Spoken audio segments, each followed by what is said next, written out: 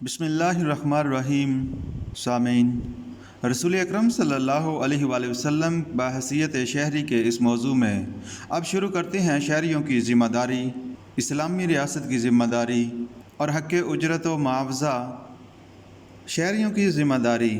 سامعین، ہر شہری جو جسمانی طور پر کسب معاش کی استطاعت رکھتا ہو اس پر ضروری ہے کہ کسب معاش کے لیے اپنی صلاحیتوں کو بہتر طور پر صرف کرے۔ اس بارے میں حضور صلی اللہ علیہ وآلہ وسلم کے ارشادات میں نمبر 1، طالب کسب الحلال فریضۃ بعد الفریضۃ، حلال کمائی کی تلاش ایمان کے بعد بڑا فریضہ ہے۔ ایک اور جگہ پر فرمایا، ہاتھ کی کمائی کھانے سے بہتر تم نے کبھی کوئی کھانا نہیں کھایا۔ اسی طرح ایک اور مقام پر فرمایا، اللہ تعالیٰ اس بندہ مومن کو عزیز رکھتا ہے جو کسی پیشے کے ذریعے سے اپنی روزی کماتا ہے۔ کسب معاش کے بڑے بڑے راستے تجارت، زراعت اور محنت و مزدوری ہیں۔ رسول اکرم صلی اللہ علیہ وآلہ وسلم نے تینوں کو اہمیت دی۔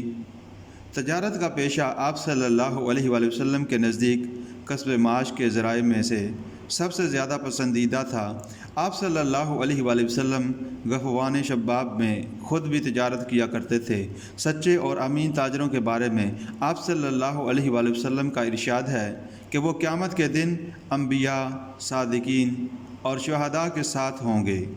ایک اور حدیث مبارکہ میں آپ صلی اللہ علیہ وآلہ وسلم نے فرمایا، افضل کمائی ایمانداری والی تجارت اور آدمی کا اپنے ہاتھ سے کام کرنا ہے۔ زراعت کے بارے میں آپ صلی اللہ علیہ وآلہ وسلم کا ارشاد ہے، اطلبوا الرزق فی خبایا الارض،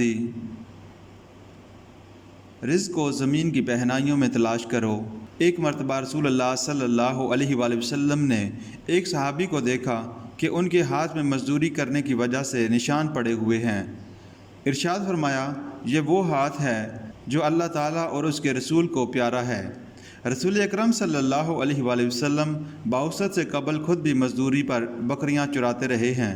البتہ یہ بات یاد رکھیے کہ اسلام نے کسب معاش کے باب میں حلال و حرام اور جائز و ناجائز کی حدود متعین کی ہیں، اور ہر ایسا کاروبار، ہر ایسا طریقہ جو معاشی استحصال یا دینی بے راہ روی کا سبب بنتا ہو ممنوع ٹھہرایا ہے۔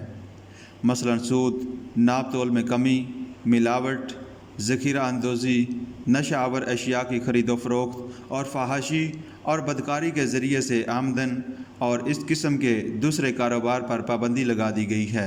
ہر شہری کے لیے اپنے قریبی رشتہ داروں کی کفالت کو درجہ بدرجہ ضروری قرار دیا گیا۔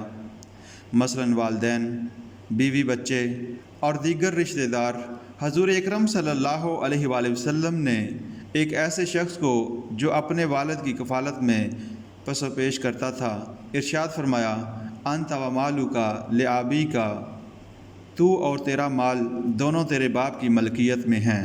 تمام شہریوں پر یتیموں، بیواؤں اور بے سہارا افراد کی مالی امداد ضروری ہے۔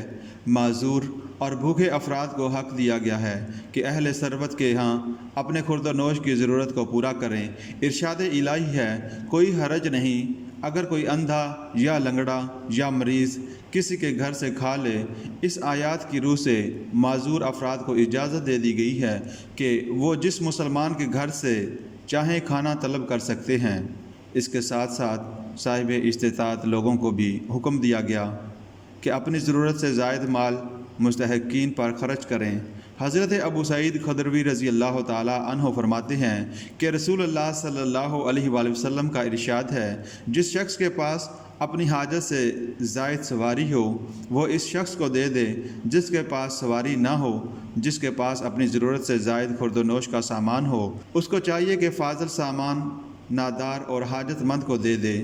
اس حدیث کے راوی ابو سعید خدروی رضی اللہ تعالیٰ عنہ فرماتے ہیں کہ نبی اکرم صلی اللہ علیہ وآلہ وسلم اسی طرح مال کی مختلف قسموں کا ذکر فرماتے رہے، حتیٰ کہ ہم نے یہ گمان کر لیا کہ ہم میں سے کسی شخص کو اپنی ضرورت سے زائد مال پر کوئی حق نہیں ہے۔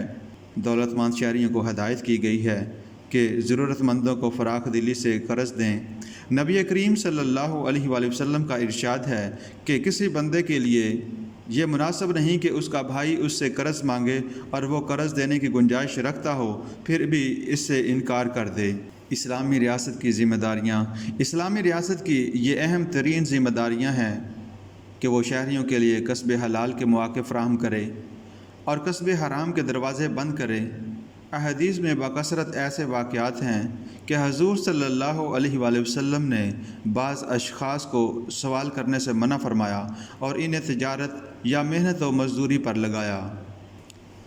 اسلامی ریاست کی دوسری ذمہ داری یہ ہے کہ جو لوگ اپنے زیر کفالت افراد کے حقوق کی ادائیگی نہ کرتے ہوں وہ قانوناً انہیں کفالت کا پابند بنائے۔ اسلامی ریاست کی تیسری ذمہ داری یہ ہے کہ وہ نظام زکوٰۃ قائم کرے، صاحب نصاب لوگوں سے زکوٰۃ وصول کرے اور مستحقین کی فلاح و بہبود پر خرچ کرے۔ اس کی چوتھی ذمہ داری یہ ہے کہ جن افراد کا کوئی کفیل نہ ہو اس کی کفالت وہ خود کرے۔ نبی اکرم صلی اللہ علیہ وآلہ وسلم کا ارشاد ہے، جس کا سرپرست نہ ہو اس کا سرپرست اللہ تعالیٰ اور اس کا رسول ہے۔